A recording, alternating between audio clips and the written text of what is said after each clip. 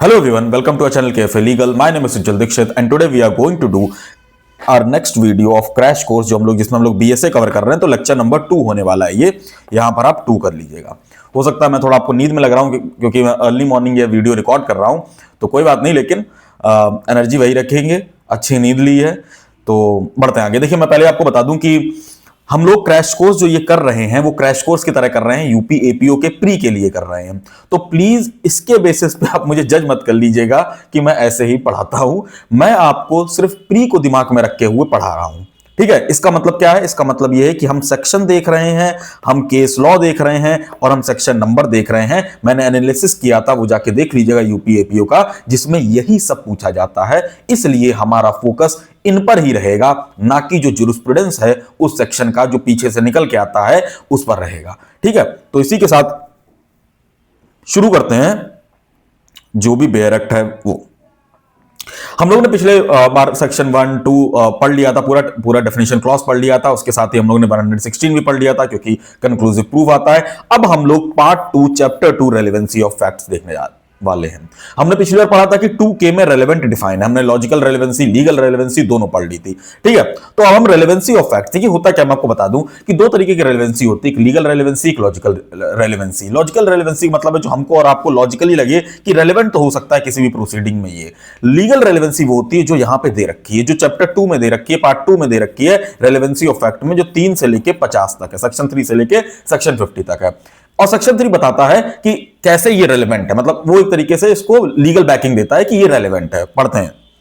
Evidence में be given in any suit और proceeding. देखिए दो चीजें याद रखिए, एविडेंस में be given in any suit या proceeding. What does this mean? This mean that evidence act apply to both civil and criminal cases. ठीक है, क्योंकि सूट जो है वो सिविल का है, सूट कभी भी क्रिमिनल में यूज नहीं किया जा सकता। प्रोसीडिंग हां कभी कभी सिविल में भी यूज की जा सकती है, लेकिन क्रिमिनल में भी यूज होती है। तो सूट और प्रोसीडिंग को लिखकर उन्होंने एक्सप्रेसली बता दिया कि क्रिमिनल और सिविल दोनों में इंडियन एविडेंस एक्ट लगता है। पहला क्वेश्चन ये बन जाएगा, ऑफ द एग्जिस्टेंस और non existence of every fact in issue. Evidence दिया जा सकता है किसी भी सूट या प्रोसीडिंग में किस किस चीज का? एग्जिस्टेंस या नॉन एग्जिस्टेंस की, एग्जिस्ट करते हैं या फिर नहीं एग्जिस्ट करते हैं, क्या फैक्ट इन इशू या फिर और फैक्ट जो रेलेवेंट हो इसमें डिक्लेयर किए गए हो, एंड ऑफ नो अदर, मतलब और किसी भी चीज के नहीं, मतलब कि आप दो ही चीजों के एविडेंस दे सकते हैं। अगर हम लोग नोट्स पे आए, सॉरी, तो फैक्ट इन इशू और रेलेवेंट फैक्ट दो ही चीजों के एविडेंस दिए जा सकते हैं, इसके अलावा किसी भी चीज के एविडेंस नहीं दिए जा सकते हैं इंडियन एविडेंस एक्ट के अकॉर्डिंग। ठीक है, अब ये कहां पे दे रखा है? 3 से लेके 50 तक उन्होंने बता रखा है कि क्या क्या आप एविडेंस में दे सकते हैं।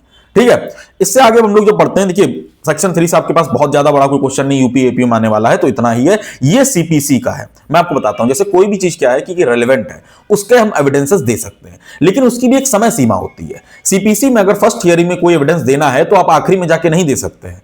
ठीक है, ये हम लोगों के लिए रेलेवेंट इसलिए नहीं क्योंकि सीपीसी का चला जाता है, इसलिए हम इसको छोड़ रहे हैं। और कोई ऐसी इंपॉर्टेंट चीज नहीं, बस इतनी इंपॉर्टेंट चीज है कि अगर कोई एविडेंस रेलेवेंट भी है तो भी आपको समय पर ही वो देना चाहिए, उससे पहले या उसके बाद नहीं।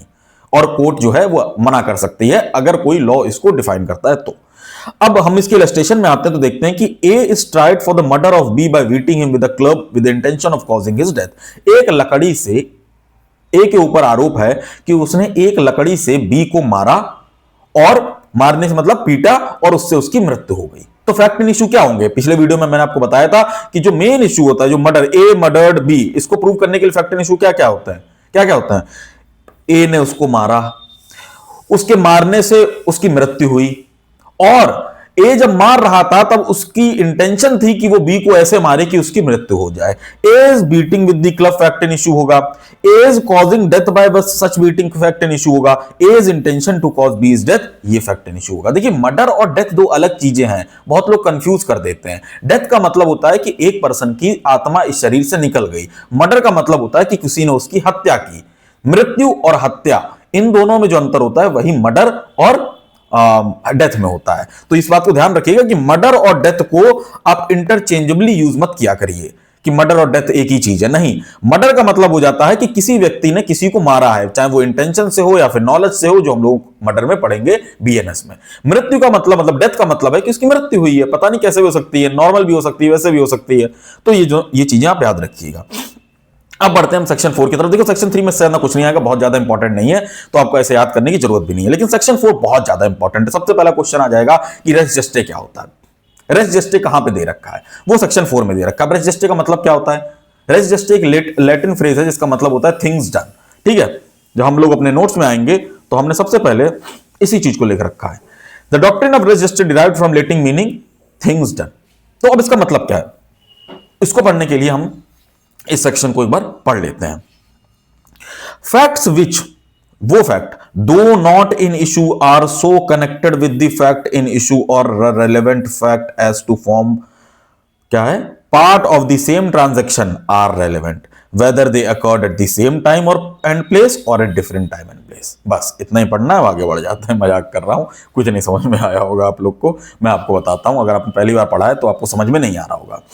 देखिए, हम लोगों ने कहा था कि हम एविडेंस सिर्फ दो चीजों के दे सकते हैं, जो फैक्ट इन इशू हैं या फिर रेलेवेंट फैक्ट हैं, हम उनके ही दे सकते हैं, हम और किसी के नहीं दे सकते हैं।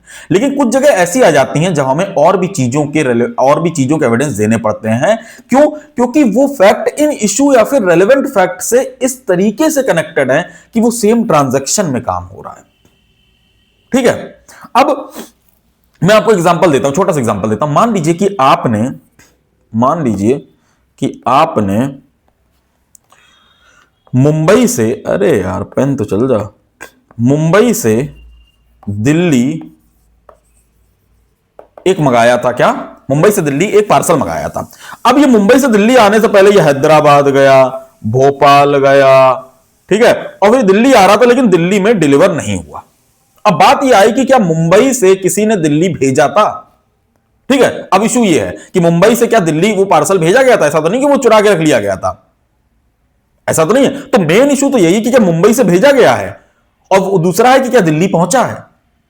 इसके बीच की जो ये चीजें हैं, इसके बीच की जो चीजें हैं, वो देखा जाए तो रेलेवेंट नहीं है कि भोपाल में वो गया कि नहीं गया, उससे क्या मतलब, वो दिल्ली पहुंचा कि नहीं पहुंचा। मुंबई से भेजा गया। अगर मैंने कॉन्ट्रैक्ट किया है, if I have contracted with somebody who is sitting in Mumbai and I want my thing, अब आप अमेजॉन से मंगाते हैं, मुझे क्या मतलब आपने कहां कहां कैसे भेजा, वो कैसे रेलेवेंट हो गया? मुझे तो ये मतलब है कि मेरे पास आया कि नहीं आया।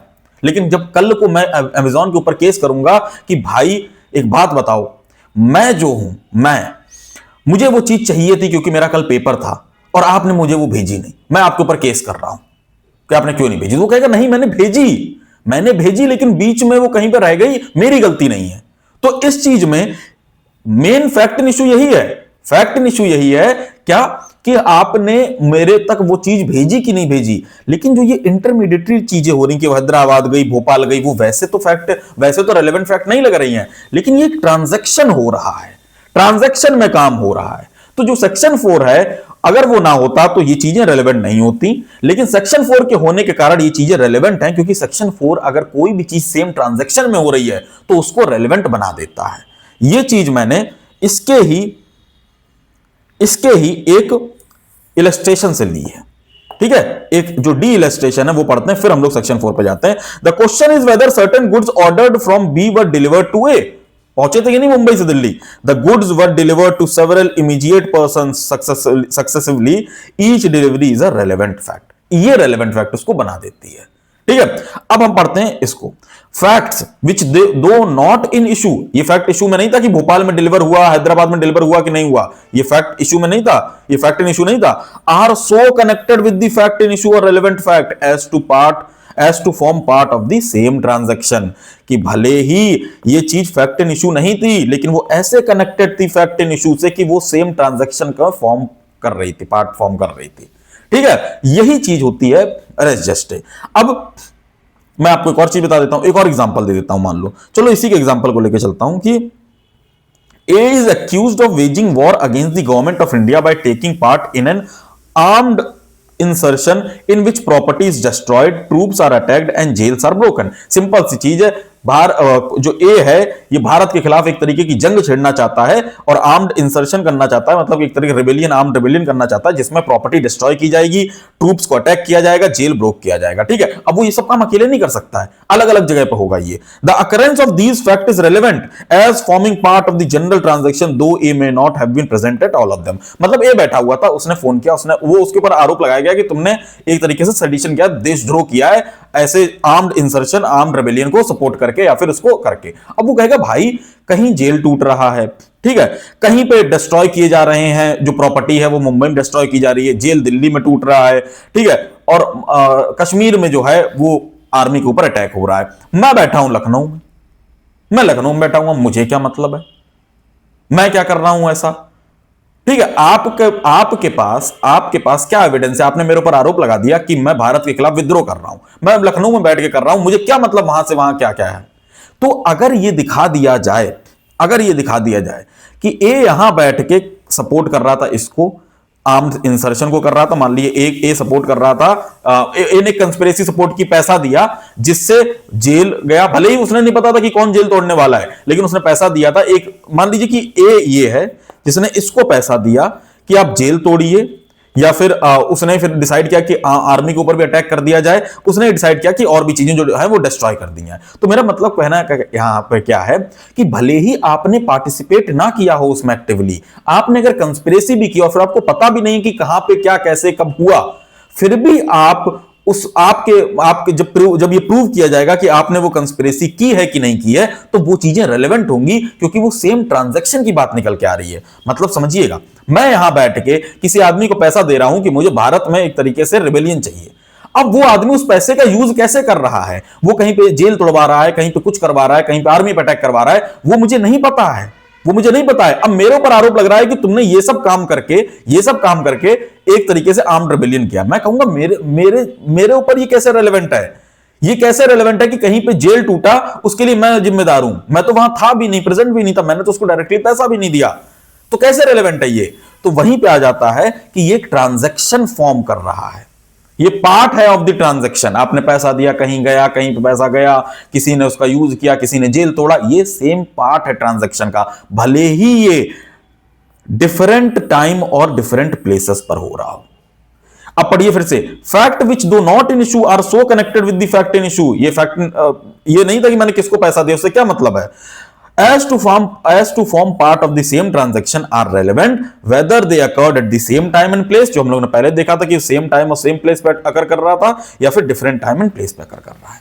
ये चीजें जो है ट्रांजैक्शन होती हैं। ये मैंने आपको बहुत ही दूर के एग्जांपल दिए, अब सबसे अच्छा एग्जांपल मैं आपको देता हूं, वो क्या है? वो है कि मान लीजिए कि ए बी को मार रहा है, ठीक है, ए बी को मार रहा है, ये हो गया इसका इलस्ट्रेशन। ए बी को मार रहा है और वहां पर ए जो भी बोल रहा है, बी जो भी बोल रहा है, वो तो रेलेवेंट है ही, लेकिन वहां पर जो लोग खड़े हुए हैं वो भी जो बोल रहे हैं वो भी रेलेवेंट है। क्यों? क्योंकि वो सेम पार्ट है ट्रांजैक्शन का, सेम पार्ट है ट्रांजैक्शन का। अब हम इसकी थोड़े एक्सट्रीम वर्जन पर चलते हैं, ठीक है। अब मैं आपको बताता हूं, थोड़ा सा एक्सट्रीम देखिएगा। देखिए कई चीजें हैं इसमें, इसलिए इसको थोड़ा सा ज्यादा पढ़ाना पड़ रहा है, भले ही आपके उसमें इतना ना इंपॉर्टेंट हो, लेकिन फिर भी मान लीजिए कि ऐसे एक रोड थी, ठीक है, ये रोड है, ये रोड है, और ये मान लीजिए यहां भी आ रही है, ठीक है, ये ऐसे गाड़ी आ सकती है। एक गाड़ी ऐसे जा रही थी, आप यहां से जा रहे थे, आप ए हैं, आप यहां जा रहे थे, ये गाड़ी बी को टक्कर मार देती है, और जैसे ये गिरता है आवाज होती है, लोग कहते हैं अरे मार दिया मार दिया, कार जो है वो निकल जाती है एकदम आगे बढ़ के। आप यहां थे, आपने ये इंसिडेंट नहीं देखा, आपने ये इंसिडेंट नहीं देखा, तो आप ए हैं, आपने इंसिडेंट नहीं देखा, ठीक है, लेकिन आप तुरंत पहुंचे वहां पर जब वो गिरा ही हुआ था और कार भाग रही थी। आपने स्पीडिंग कार देखी आते हुए, आपने जाते हुए देखी, आपने वो इंसिडेंट नहीं देखा, और आसपास के लोग कह रहे थे कि देखो मार के चला गया। अब अगर ए को बुलाया जाता है टेस्टिमनी देने के लिए, ए को टेस्टिमनी देने के लिए बुलाया जाता है, तो ना तो ए ने वो इंसिडेंट देखा है, ना ही उसने कार, वो आदमी मतलब जो गिरा हुआ था उसने उससे कुछ कहा, बाय स्टैंडर्ड ने कहा है, ठीक है। अब हम चलते हैं कि क्या ए की टेस्टिमनी रेलेवेंट होगी, क्योंकि ए ने वो इंसिडेंट देखा नहीं है।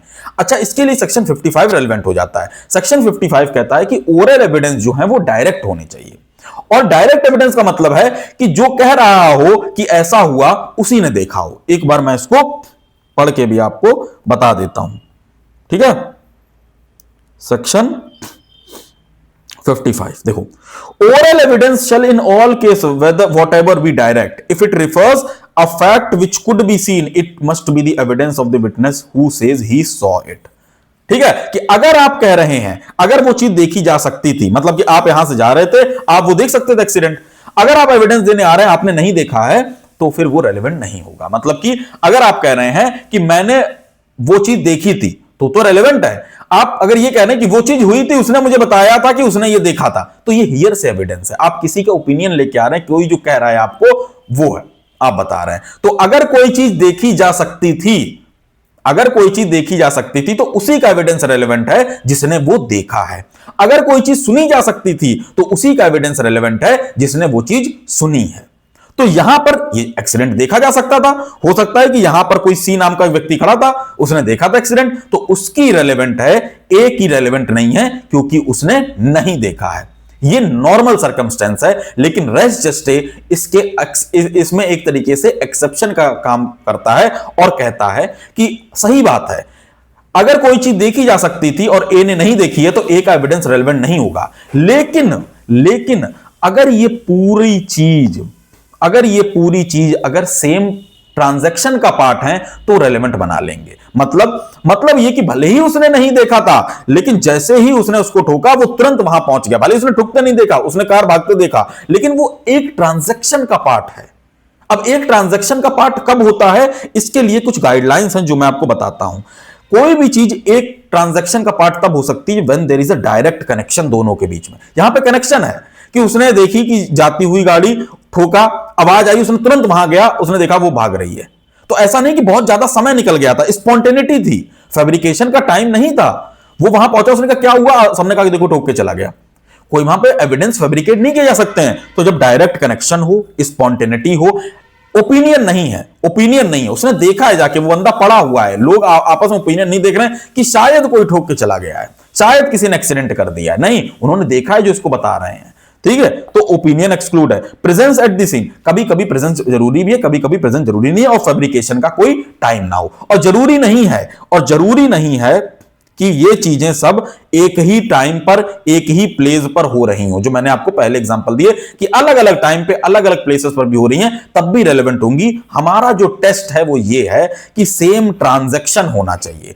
कोई भी चीज रेस जस्टे में रेलेवेंट होने के लिए हमें बस ये प्रूव करना पड़ेगा कि वो सेम ट्रांजैक्शन का पार्ट थी, और वो हम इन गाइडलाइंस के थ्रू करेंगे। ये प्रूव कर दिया हमने तो वो सेम ट्रांजैक्शन का पार्ट हो जाएंगी, चाहे वो अलग अलग टाइम पे हो, अलग अलग जगह पर हो। ठीक है, तो ये चीजें आ गई। अब आपके लिए अगर मैं बोलूं कि दो तीन केसेस इंपॉर्टेंट है, आर वर्सेस बडिंगफील्ड इंपॉर्टेंट है। देखो इसमें क्या हुआ, इसमें एक व्यक्ति पर आरोप लगा था कि उसने अपनी पत्नी की हत्या कर दी, लेकिन उसने कहा मेरी गलती से गोली चल गई। अब थोड़ी देर पहले उसकी पत्नी ने मरने से थोड़ी देर पहले पुलिस को एक फोन किया था, जिसमें उसने कहा था कि पुलिस वाले से कहा था कि आई नीड योर हेल्प। अब बात ये आई कि कोई पुलिस वाले को क्यों फोन करके कहेगा कि आई नीड योर हेल्प, लेकिन ये रेलेवेंट कैसे है, ये तो सेम ट्रांजैक्शन में नहीं है, उसने 15 मिनट पहले कहा था। तो ये चीज जब कोर्ट के सामने आई तो कोर्ट ने कहा कि भले ही टाइम बीत गया था, लेकिन ये चीज रेलेवेंट है क्योंकि ये सेम ट्रांजैक्शन का पार्ट फॉर्म करती है, और ये दिखाती है कि एक्सीडेंट नहीं है, कुछ तो इसमें गड़बड़ है। तो आर वर्सेस बेडिंगफील्ड में वही हुआ था। रतन वर्सेस क्वीन, अरे सॉरी, मैंने आपको ये जो बताया ये रतन वर्सेस क्वीन का है। आर वर्सेस बेडिंगफील्ड एक क्रिटिसाइज्ड जजमेंट है, जिसमें क्या हुआ था कि एक व्यक्ति ने दूसरे व्यक्ति का गला काट दिया, लड़की का गला काट दिया। आई थिंक छोड़ो, मैं ऐसे क्लेम नहीं करूंगा, छोड़ो। तो एक लड़की का गला काट दिया था। अब वो गला काट के भाग गया। अब वो लड़की बाहर निकली कमरे से और गला पकड़ के निकली और कहा कि देखिए जो भी था, इसने जो भी बेडिंगफील्ड था, इसने देखिए क्या किया है मेरे साथ। तो ये बात जो स्टेटमेंट उसका था कि देखिए उसने क्या किया है मेरे साथ, क्या ये सेम ट्रांजैक्शन का पार्ट है, ये चीज क्वेश्चन आई। क्योंकि अगर और फिर वो मर गई लड़की, तो अब जब बात तो वही आई ना कि बेडिंगफील्ड ने ये क्या किया, यही चीज वो बता पाई, इसके बाद वो मर गई। अब डाइंग डिक्लेरेशन मत ले आना यहां पे, मैं यहां पे रजिस्टर समझा रहा हूं आपको, इसलिए तो बात ये आई कि क्या ये सेम ट्रांजैक्शन का पार्ट है। तो कोर्ट ने कहा नहीं, ये सेम ट्रांजैक्शन का पार्ट नहीं, क्योंकि समय बीत गया था गला काटने में और बाहर आने में। अब वो समय भले ही 30 सेकंड का था, लेकिन समय बीत गया था। उनका कहना था जब कोई गला काट रहा हो तभी कहो कि देखो ये मेरे साथ क्या कर रहा है, तो वो रेस जस्टे का पार्ट होगा। ये बहुत ही क्रिटिसाइज किया जाता है। आज अगर इंडिया में आता तो ऐसा नहीं है। स्पॉन्टेनियस का मतलब ये नहीं है कि तुरंत, स्पॉन्टेनियस का मतलब है वो चेन नहीं टूटनी चाहिए, वो समय नहीं बीतना चाहिए जिससे एविडेंस को फैब्रिकेट किया जा सके। ठीक है, ये हो गया सेक्शन 4। अब हम आते हैं आगे, जिसका नाम है सेक्शन 5। यार इतनी एनर्जी चली जाती है ना कसम से, मैं सुबह सुबह उठा इसीलिए रिकॉर्ड कर रहा हूं कि आज एनर्जी है। अभी कोर्ट निकलूंगा, कोर्ट में हो जाएगी हालत खराब आज। ठीक है, अब देखो मैं आपको एक बात बताता हूं। कल रात में मैं यही सोच रहा था कि ये चीज कैसे समझाई जाए, तो मैंने कहा कि कहानी बनाते हैं। अब आप देखिए पेन पेंसिल रख दीजिए, थोड़ी कहानी सुनिए। आप थक गए होंगे लिखते लिखते, तो थोड़ी कहानी सुनिए। मैं आपको एक कहानी बनाऊंगा और फिर आपको मैं बताऊंगा, आप ही डिसाइड करिएगा। देखिए अब मैं आपको कॉन्टेक्स्ट दे देता हूं। आगे चल के कुछ चीजें रेलेवेंट की जाती हैं कि कॉज इफ रेलेवेंट है, मोटिव रेलेवेंट है, क्या क्या रेलेवेंट है, ये चीजें की जाती हैं। लेकिन ये कॉमन सेंस की बात है। जब मैं आपको वो एग्जांपल दूंगा तो आप खुद बता देंगे कि क्या क्या रेलेवेंट है। ठीक है, तो अब आप कहानी में आते हैं हम लोग, इस कहानी में। ठीक है, ये कहानी उस व्यक्ति की है जो सालों साल पहले ऐसे शुरू होता था ना, once upon a time in India there was a man who used to live under the tree. खैर छोड़ो, ये कहानी है ए नामक व्यक्ति की जो बी के यहां पे काम करता था। ठीक है, लिखते भी चलते हैं, थोड़ा थोड़ा लिखते भी चलते हैं ताकि आप लोगों को थोड़ा राहत मिले। ये कहानी है ए नाम के व्यक्ति की जो बी के यहां पे काम करता था। बी एक ज्वेलरी शॉप का ओनर था, ज्वेलरी शॉप का। ए उसका एम्प्लॉय था। ठीक है, ए उसका एम्प्लॉय था। ए बी के का काम करता था, बी ज्वेलरी शॉप का ओनर था, ए एम्प्लॉय था। अब एक दिन बी ने ए से कहा कि तुम मेरे यहां पे चोरी करते हो, यू आर आ चोर, और इसके लिए उसने भगा दिया, भाग यहां से। अब इससे बी बड़ा गुस्सा गया, बी ने कहा यार ऐसे कैसे कोई कर सकता, मैंने तो नहीं चोरी की। अब ये क्वेश्चन कि उसने चोरी की या उसने चोरी नहीं की, ये अलग बात है। बी ने कहा कि मैं तो चोरी नहीं किया, लेकिन मुझे भगा दिया गया, इससे तो मेरी वो कहते हैं बदले की आग आगे झुलस गई है। तो बी ने कहा कि अब तो इससे बदला लेना पड़ेगा, और उसने शुरू कर दिया सर्विलेंस करना उस ज्वेलरी शॉप का। पहले से वो काम करता था तो उसको अंदर की चीजें भी पता थी, लेकिन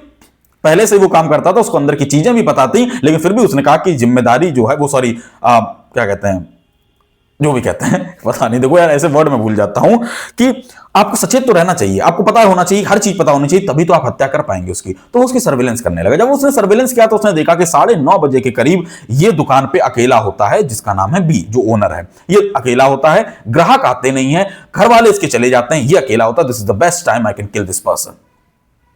फिर उसने क्या किया, उसने कहा चलो अब इसकी जरूरत क्या क्या, अगर मुझे मारना है तो मैं कैसे मारूंगा, बंदूक लेने जाऊंगा तो दिक्कत होगी, कहीं प्रोक्योर करूंगा, कहीं कुछ भी होगा, लाइसेंस मिलेगा नहीं, इलीगल होगा तो और दिक्कत होगी। उसने कहा चाकू से मारूंगा, तो चाकू से मारूंगा, लेकिन अंधेरा होता है तो अंधेरे में कैसे दिखेगा, तो उसने वो वाले चश्मे ले लिए जिसमें नाइट विजन होता है, इसमें नहीं है मेरे वाले में, उसने ले लिए। अब उसने तैयारी पूरी कर ली। अब इत्तेफाक देखिए एक ऐसी चीज थी कि बगल में ही उस दुकान की एक फैक्ट्री थी जिसमें 9 बजे शिफ्ट चेंज होती थी सिक्योरिटी ऑफिसर्स की। 9 बजे शिफ्ट चेंज होती थी तो सिक्योरिटी ऑफिसर निकल के जाते थे। अब ये 9:30 बजे पहुंच गया, 9 बजे ये वहां पहुंच गया, कहां पे, दुकान पे। उसने कहा 9:30 बजे मैं हमला करूंगा। उधर 9 बजे शिफ्ट चेंज हुई और धीरे धीरे करके लोग आने लगे। 9:30 बजे के करीब जब उधर से एक व्यक्ति आ रहा था, सिक्योरिटी गार्ड, तब ये एंटर किया और इस बात को सिक्योरिटी गार्ड ने देख लिया कि ये एंटर किया। और जैसे ही एंटर किया, इसने जाके उस वहां पे बैठे व्यक्ति जो बी था उसको चाकू भोंका, चारों तरफ उसके खून हो गया। उसने 2-4 और मारे चाकू, और वो चाकू उसी में छोड़ के ये वहां से निकल लिया और उसकी वहीं पे डेथ हो गई बी की। अब जब बी की डेथ हो गई, ए निकल लिया, तो ए भागा और ए भाग के आया। उसने कहा दिल्ली में नहीं रहते हैं, दिल्ली में हमेशा हम रहे हैं, अब ऐसा करते हैं कहीं बाहर निकल लेते हैं। वो मुंबई भाग गया। ये चीजें पूरी घटनाक्रम हुआ और फिर पुलिस के पास ये केस आया, पुलिस ने इन्वेस्टिगेशन किया। अच्छा, उसी दौरान एक बात बताऊं, वहां पे कैमरा भी लगा हुआ था। अब वो कैमरा चलता है कि नहीं चलता है, ये देखते हैं हम अगले एपिसोड में। मजाक कर रहा हूं, अभी बताऊंगा आपको। तो ये पूरी कहानी है। आई होप आप लोग के दिमाग में बन गया हो कि कैसे उसको निकाला गया था। निकालने के बाद उसके अंदर बदले की आग आई, उसने सर्विलेंस की, उसने फिर उसका प्रिपरेशन की कि कैसे हम लोगों को मारना है। उसने चाकू इकट्ठा किया, रात में अंदर गया, उधर से सिक्योरिटी गार्ड आ रहा था, उसने देख लिया, उसने मारा और वो भाग के मुंबई चला गया। This is the whole story. अब अगर मैं आपसे कहूं कि चार्जशीट सबमिट हो गई है मर्डर की और आपको ये चीज प्रूव करनी है, तो आप कैसे प्रूव करेंगे? अब ऐसा नहीं करेंगे सर देखो मरा था और कोई देखा है तो मर गया। कई चीजें होती हैं, किसी ने किसी को क्यों मारा, मारने से पहले उसने जो हथियार लाए वो कहां से लाए। जब आप ये पूरी एक कहानी बना के कोर्ट के सामने रखते हैं तब कोर्ट आपको कन्विक्शन देता है। तो इसके लिए हमें डिफरेंट डिफरेंट चीजों को प्रूव करना होता है। अब प्रूव करने के लिए आप लोग को पता होगा कि हमें वही चीज हम एविडेंस दे सकते हैं जो रेलेवेंट है, क्योंकि सेक्शन 3 में कह रखा है।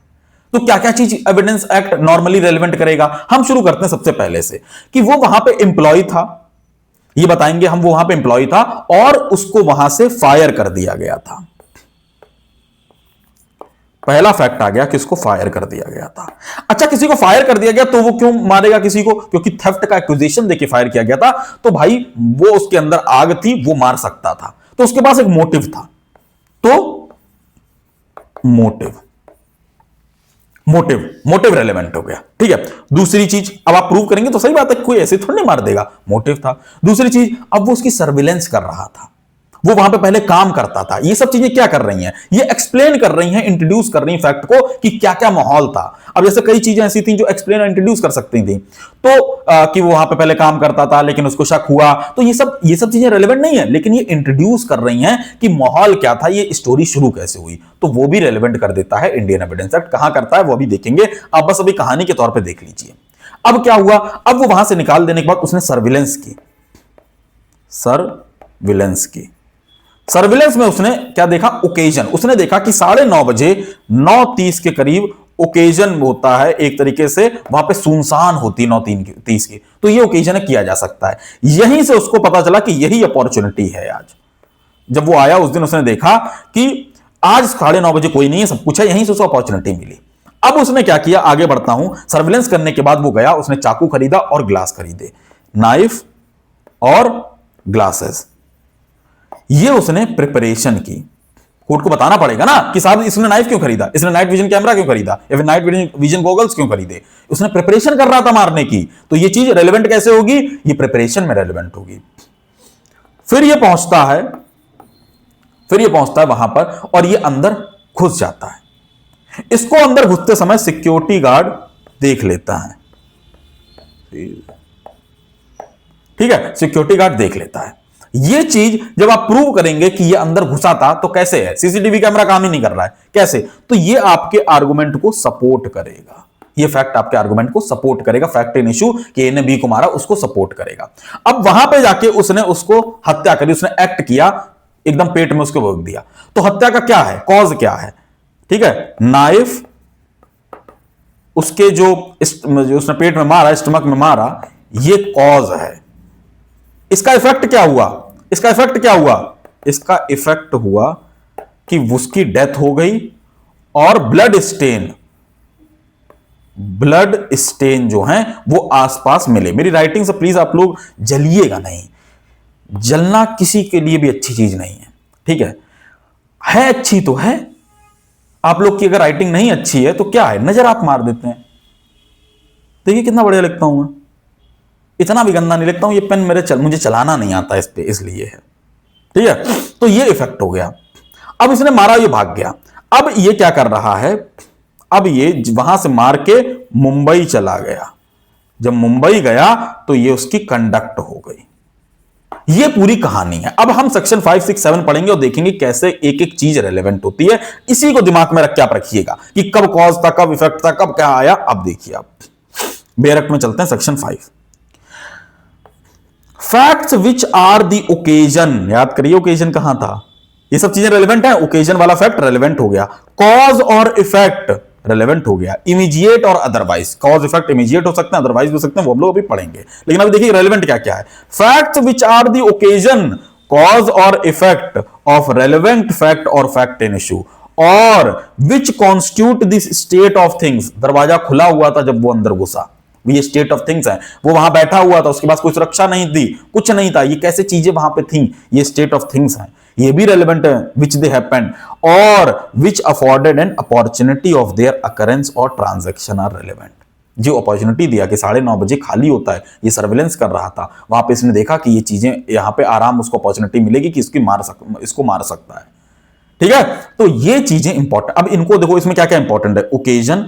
अब आपके मेंस में वो प्री में क्या आएगा कि सेक्शन 5 में क्या इंपॉर्टेंट, वो क्या रेलेवेंट है, और ऑप्शन दे देंगे, ओकेजन, कॉज, इफेक्ट और उसके बाद स्टेट ऑफ थिंग्स और अपॉर्चुनिटी।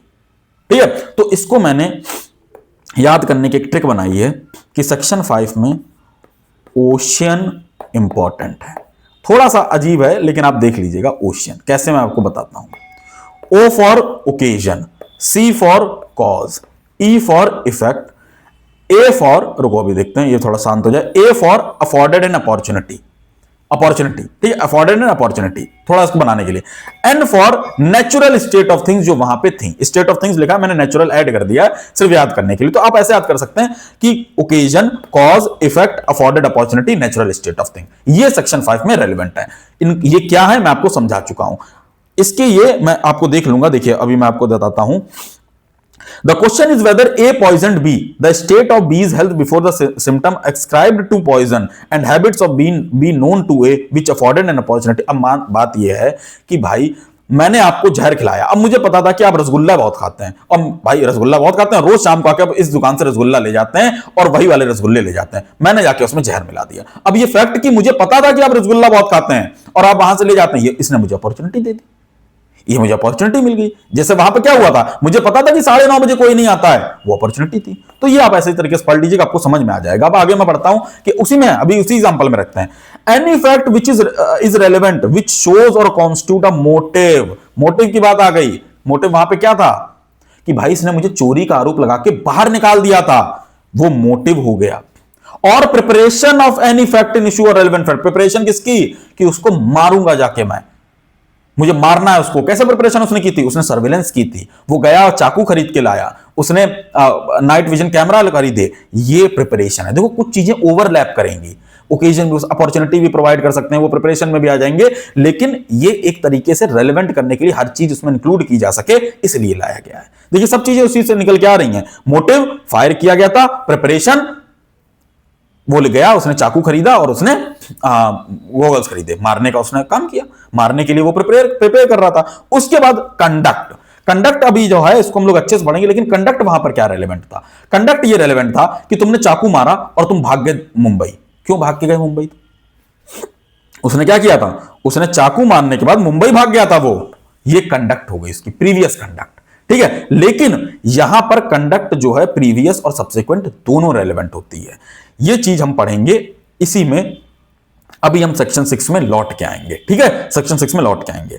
अब हम आगे बढ़ते हैं सेक्शन 7 में। फैक्ट्स नेसेसरी टू एक्सप्लेन और introduce a fact in issue और रेलेवेंट फैक्ट, ये भी रेलेवेंट है। अब उस केस में फैक्ट कौन से नेसेसरी थे जो इंट्रोड्यूस या एक्सप्लेन कर रहे थे फैक्ट इन इशू, कि सर ए ने बी को मारने का आरोप है, क्यों मारेगा, जान पहचान है क्या? हां सर, ये पहले वहां पर काम करता था, ये पहले वहां पे काम करता था और बहुत अच्छा काम करता था, बहुत ही शानदार इसका काम था, लेकिन एक दिन इस पर झूठा आरोप लगाकर इसको निकाल दिया गया। ये चीजें देखो एक्सप्लेन कर रही हैं, इंट्रोड्यूस कर रही हैं फैक्ट एंड इशू को, कि सर कैसे यहां तक हम पहुंचे हैं। अब आप कहेंगे कि ये तो ओवरलैप कर रहा है मोटिव से, कुछ तरीके से ओवरलैप कर रहा है कि हाँ क्यों निकाला गया, फायर किया गया, लेकिन ये चीजें कि वहां पर काम करता था, इसका काम अच्छा था, ये वैसे तो रेलेवेंट नहीं होते, लेकिन ये इंट्रोड्यूस कर रहे हैं कि सर उसका मोटिव क्यों बना, क्योंकि उसका काम अच्छा था लेकिन उस पर आरोप लगा दिया गया। तो फैक्ट्स नेसेसरी टू एक्सप्लेन और introduce a fact and issue, ये भी है। विच सपोर्ट और rebut an inference suggested by a fact in issue और रेलेवेंट फैक्ट, वो अब रूल आ जाता है, वो जो सिक्योरिटी ऑफिसर आ रहा था उसकी टेस्टिमनी कैसे रेलेवेंट होगी, उसने तो देखा नहीं है, आई विटनेस था नहीं, उसने तो आई विटनेस था नहीं कि उसने मारा है चाकू, उसने बस ये देखा था कि कोई अंदर जा रहा है चुपके से। तो ये चीजें सपोर्ट करेंगी कि सर सीसीटीवी कैमरा नहीं लगा था वहां पे, लेकिन मृत्यु के समय पर वो बंदा अंदर गया था और ये चीज मैं इस व्यक्ति के टेस्टिमनी से कर सकता हूं सपोर्ट। तो जो आपको सपोर्ट कर रहा हो और सामने वाला रिवर्ट कर देगा कि सर ऐसे कैसे, ये तो झूठी टेस्टिमनी दे रहा है, उसी दिन कैमरा कैसे खराब हो गया, उसी दिन कैमरा कैसे खराब हो गया, ये आरोप लगाया जा रहा है घर वालों ने मिलकर उस ए की हत्या, बी की हत्या कर दी और अब ये आरोप ए पर लगाया जा रहा है। वो घर वाले चाहते थे कि सब जो दुकान है वो मैं कब्जा लूं, ये रिबट किया जाएगा। ये भी इंपॉर्टेंट हो जाएगा कि सीसीटीवी का कैमरा क्यों नहीं चल रहा था। तो जो फैक्ट जो सपोर्ट या रिबट कर रहे हो वो भी इंपॉर्टेंट हो जा रहे हैं। और which establishes the identity of anything और person whose identity is relevant. अब वो व्यक्ति अंदर घुसा था, उसकी आइडेंटिटी रेलेवेंट, देखो यहीं से टीआईपी निकल के आता है, टेस्ट आइडेंटिफिकेशन परेड। अब क्या होगा कि उस दिन हत्या के बाद पुलिस उसको ले जाएगी पकड़ के ए को और बुलाएगी उस सिक्योरिटी गार्ड को कि पहचानो, 5 लोगों में खड़ा कर देगी और कहेगी पहचानो कि इसमें से कौन व्यक्ति था जो उस दिन रात में अंदर घुसा था। और अगर सिक्योरिटी गार्ड पहचान लेता है उस व्यक्ति को कि यही घुसा था, तो यहां पर टेस्ट आइडेंटिफिकेशन परेड एक तरीके से सक्सेसफुल हो जाएगी और टेस्ट आइडेंटिफिकेशन परेड के थ्रू ये प्रूव हो जाएगा, आइडेंटिटी स्टैब्लिश हो जाएगी कि यही व्यक्ति वहां पर अंदर गया था। ये चीज जब पुलिस कस्टडी में होती है तो ये सिर्फ एक कोरोबोरेटिव पीस ऑफ एविडेंस हो जाता है, सब्सटेंटिव पीस ऑफ एविडेंस नहीं रहता है। What is corroborative piece of evidence, what is substantive piece of evidence, मैं आपको बता देता हूं कि वो एविडेंसेस जिनके अकेले बूते की दम पर कोई कन्विक्शन किया जा सकता है वो सब्सटेंटिव पीस ऑफ एविडेंस होते हैं, जैसे डाइंग डिक्लेरेशन हो गया। कोरोबोरेटिव पीस ऑफ एविडेंस कौन से एविडेंस होते हैं, जो सब्सटेंटिव एविडेंस को सपोर्ट करते हैं। कोरोबोरेटिव एविडेंस के बेसिस पर अकेले आप कोई भी कन्विक्शन सिक्योर नहीं कर सकते हैं। तो corroborative piece of evidences can not stand on their own feet, they need support of other evidences, while at the on the other hand substantive piece of evidence are those evidences on the basis of whom the court can convict a person. These evidences don't need support. ये evidences को support नहीं चाहिए होता, वो अपने आप में काबिल हैं, वो सब्सटेंटिव हैं, वो कर देंगे। तो टीआईपी जो होता है जब पुलिस कराती है, ये कोरोबोरेटिव पीस ऑफ एविडेंस होती है, सिर्फ इस बेसिस पर कि बी ने देखा था, वो जो सिक्योरिटी गार्ड था उसने ए को अंदर जाते हुए देखा था, उसको सजा नहीं दे दी जाएगी और एविडेंसेस की जरूरत पड़ेगी। तो इससे हम स्टैब्लिश कर देंगे आइडेंटिटी, ये भी रेलेवेंट हो गया। और फिक्स द टाइम और place at which any fact in issue, वही वाली बात, 9 बजे छुट्टी होती थी, 9:30 बजे वो निकल रहा था, 9:30 बजे ये जा रहा था। तो ये बात कि 9 बजे छुट्टी होती थी और लोग 9:30 बजे ही निकलते थे, ये भी रेलेवेंट हो जाएगा। और उधर से ही निकलते थे, टाइम और प्लेस के लिए रेलेवेंट हो जाएगा। और which shows the relation of parties by whom any fact was transacted are relevant. Relation of party, A B का फॉर्मर इंप्लॉय था, वो रेलेवेंट हो गया। तो ये सब चीजें इसमें रेलेवेंट है। आप जब पढ़ेंगे, अब उनको याद करने के लिए मैं आपको बता दूं कि पहले इसको याद करने के लिए ओशन, इसको याद करने के लिए आपको PMC, ये याद रखिए, preparation, motive, conduct. Conduct previous और सब्सिक्वेंट दोनों हो सकता है, इसको हम लोग पढ़ते हैं कंडक्ट को अच्छे से। अभी सेक्शन 7 का भी मैं आपको बता दूंगा, ठीक है, सेक्शन 7 का मैं आपको बता दूंगा, लेकिन पहले कंडक्ट के बारे में थोड़ा हम लोग पढ़ लें। The conduct of any party or any agent to any party, मतलब दो लोगों का कंडक्ट रेलेवेंट है, एक किसी पार्टी का or agent to any party. Question आ सकता है कि whose conduct is relevant, any party, agent to any party, C both of the above, D none of the above. तो आपका दोनों होगा, कंडक्ट ऑफ एनी पार्टी या फिर एजेंट ऑफ एनी पार्टी, ठीक है। टू एनी सूट और proceeding, वही बात सिविल और क्रिमिनल दोनों में लगेगा। In reference to such suit और proceeding or in reference to any fact and issue therein or related thereto, the conduct of any person and offence against whom is subject to any proceeding is relevant. वही वाली बात है कि यहां पर देखो, यहां पर किसी पार्टी का है या फिर किसी एजेंट का है। ये पार्टी कब होती है, आप बताइए, एक बात बताइए कि the conduct of any party or any agent to any party any suit और proceeding in reference to any suit और प्रोसीडिंग। अगर एक केस है जो सिविल केस है तो दोनों पार्टियों की कंडक्ट रेलेवेंट होगा। लेकिन अगर ये क्रिमिनल केस है तो क्रिमिनल केस में एक तरफ पार्टी कौन होता है, स्टेट होती है, और एक तरफ पार्टी होता है वो एक्यूज्ड। तो इसके कारण पहली लाइन के कारण क्रिमिनल केसेस को ध्यान रखिएगा, क्रिमिनल केस में ध्यान रखिएगा, मैं आपको थोड़ा अच्छे से समझा देता हूं ये चीज। मान लीजिए सिविल का केस है ए वर्सेस बी, तो अब ए जो करेगा या बी जो करेगा वो रेलेवेंट होगा। लेकिन जब हम एक क्राइम हुआ, ए ने बी का मर्डर कर दिया, तो ये केस कैसे चलेगा, ये केस चलेगा state versus B.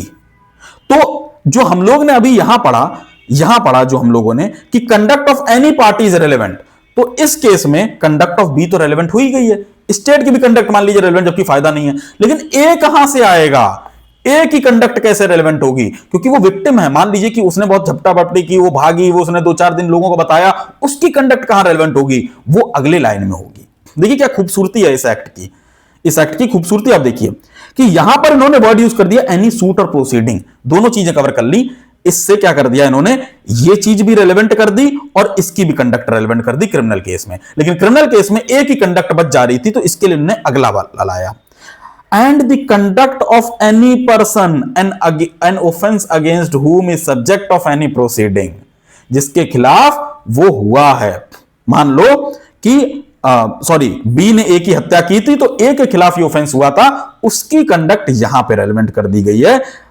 The conduct of any person against whom is the subject of any offense, जिसके खिलाफ ऑफेंस हुआ है.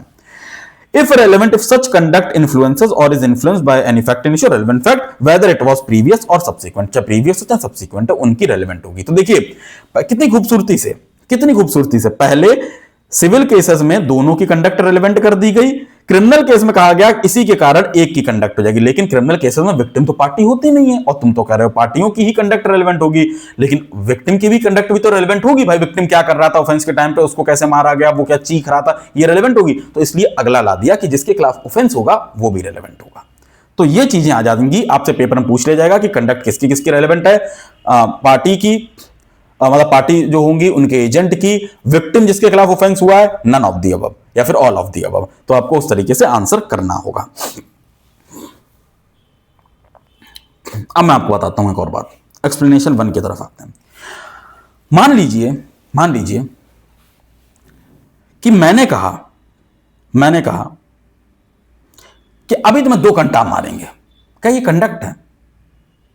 मैं ऐसे बैठा, मैंने कहा अभी तुम्हें 2 घंटा मारेंगे. पहले देखो मैं एक्सप्लेनेशन पढ़ लेता हूं फिर आपको बताता हूं. The word conduct in this section does not include statement, जो मेरा स्टेटमेंट था, unless those statement accompany and explain act other than the statement, but this explanation is not to affect the relevancy of statement under any other section of this अधिनियम. इसको हटा दीजिए आप. पहले ये पढ़े, statement accompany explain act other than the statement. मैंने कहा कि बहुत मारूंगा, ये चीज कंडक्ट नहीं है, ये एक स्टेटमेंट है. ये रेलेवेंट हो सकता है लेकिन कंडक्ट में रेलेवेंट नहीं होगा. लेकिन मैंने कहा बहुत मारूंगा, मेरा कंडक्ट है, मैं दिखा रहा हूं, मैं ऐसा उठा के कह रहा हूं बहुत मारूंगा, लाठी उठा के मैंने बताई, ये कंडक्ट हो गया. बहुत मारूंगा इज नॉट कंडक्ट. सिर्फ स्टेटमेंट कंडक्ट नहीं होते हैं, लेकिन जब स्टेटमेंट किसी एक्ट के साथ अकंपनी किए जाएं तो वो कंडक्ट बन जाते हैं. मैंने कहा बहुत मारूंगा, दिस इज नॉट कंडक्ट. मैंने डंडा उठा के आया, तुम्हारी तरफ दौड़ के आया, मैंने कहा बहुत अभी इसी डंडे से मारूंगा, ये कंडक्ट हो गया. ये असॉल्ट में आ जाता है कभी कभी, तो ठीक है, तो क्रिमिनल इंटिमिडेशन में आ जाता है ये, तो इसलिए ये कंडक्ट हो जाता है.